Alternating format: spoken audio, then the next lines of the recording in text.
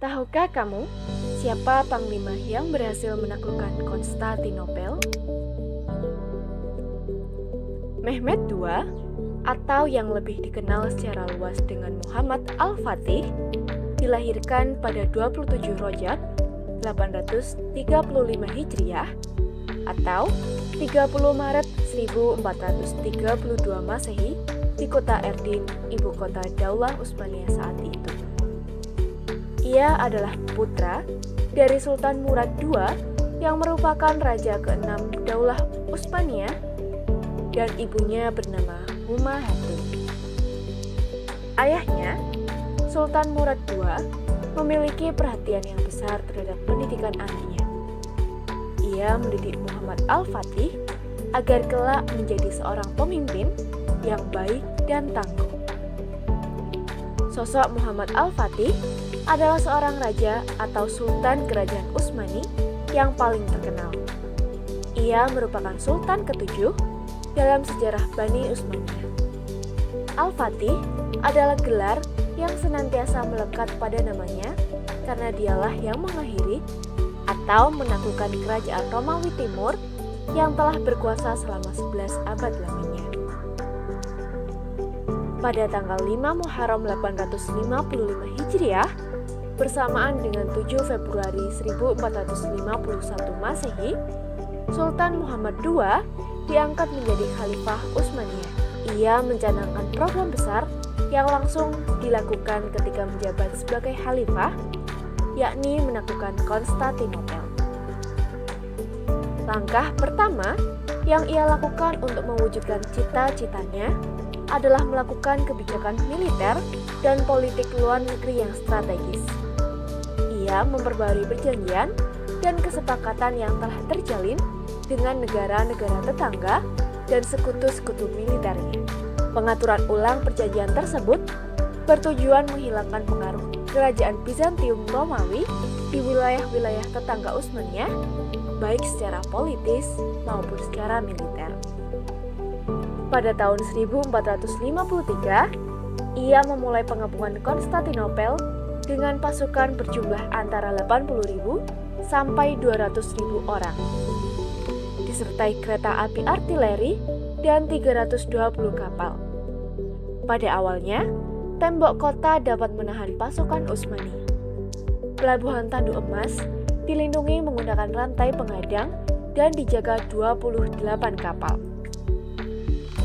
Akhirnya, Sultan Muhammad menemukan ide yang ia anggap merupakan satu-satunya cara agar bisa melewati pagar tersebut. Ide ini mirip dengan yang dilakukan oleh Pangeran Kiev yang menyerang Bizantium di abad ke-10. Sultan Muhammad melakukannya dengan cara yang lebih cerdik lagi.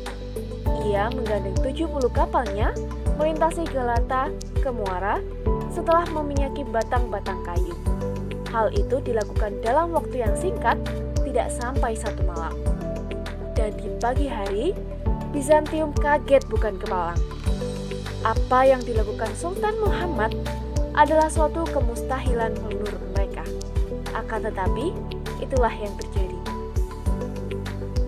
Pada tanggal 20 Jumadil Awal 857 Hijriah atau 29 Mei 1453 Masehi, Sultan Muhammad berhasil memasuki kota Konstantinopel.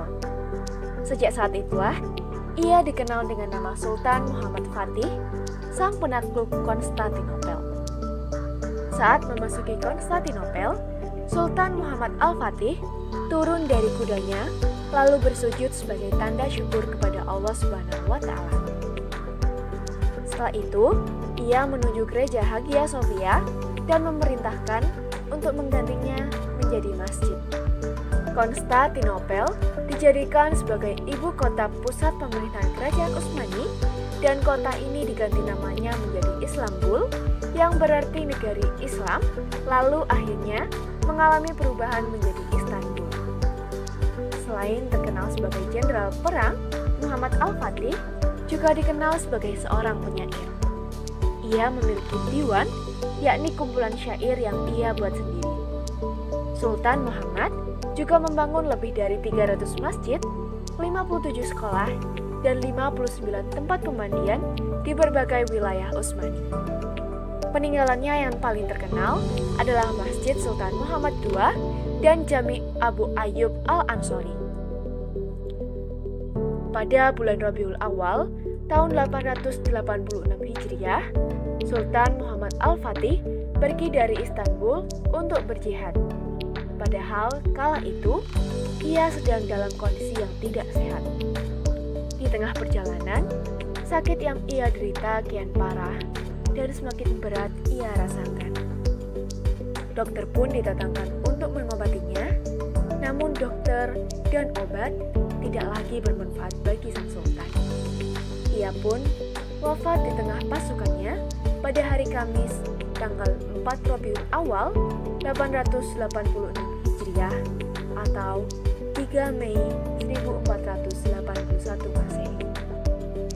Saat itu, beliau berusia 52 tahun dan telah memerintah selama 31 tahun. Begitulah kisah Muhammad Al-Fatih sebagai panglima yang berhasil menaklukkan Konstantinopel. Dukung dan ikuti video selanjutnya dari seri Tahukah Kamu dengan like, share, dan nyalakan lonceng untuk mendapatkan notifikasi terbaru.